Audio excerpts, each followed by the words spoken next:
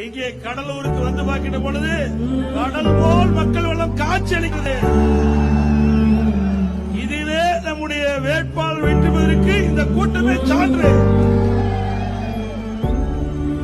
இன்றைய தினம் எதிரிகளை வீழ்த்த இந்த பகுதியிலே இந்த கடலூர் நாடாளுமன்றத்தினுடைய வெற்றி வேட்பாளராக சிவக்கொழுந்து அவர்கள் இன்றைக்கு நிறுத்தப்பட்டிருக்கின்றார்.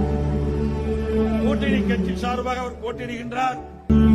எறும்பை போல தேனீக்களை போல சுறுசுறுப்பாக எங்கே இருந்து நமக்கு வாக்கு கிடைக்கிறதோ அதையெல்லாம் சிந்தாமல் சிதறாமல் வருகின்ற ஏப்ரல் 19ஆம் தேதி வாக்காளரை அழைத்து வந்து பதிவு பண்ணி நம்முடைய கூட்டணி வேட்பாளர்கள் வெற்றி பெற்ற சகோதரர் சிவக்கொழுந்து முன்னாள் சட்டமன்ற உறுப்பினர் அவர்களுக்கு நீங்கள் அனைவரும் 19/4/2024 அன்று கொட்டு முரசுக்கு வாக்களிக்க வேண்டும்.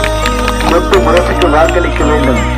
வாக்கு ஏன் வாக்களிக்க வேண்டும் என்றால் ஆளுங்கட்சியுடைய நிலைமை படு மோசமான நிலைமை. திமுக ஆட்சியுடைய நிலைமை படு மோசம். காரணம் என்ன என்று கேட்டால் தாலிக்கு தங்க இல்ல, கறவை மாடு இல்ல, ஆடு